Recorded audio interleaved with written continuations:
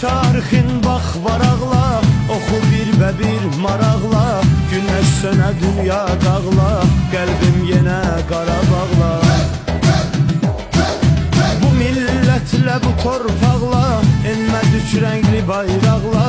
Səslənirəm böyük haqla, mən bu vətənə bağlıyam. Adım mənim iftixarım, sən mənim fəxrim, bu qarım. Dədəm Qorqud yadigarım, Azərbaycan, Azərbaycan. Adım mənim iftixarım, sən mənim fəxrim, bu qarım. Dədəm Qorqud yadigarım, Azərbaycan, Azərbaycan.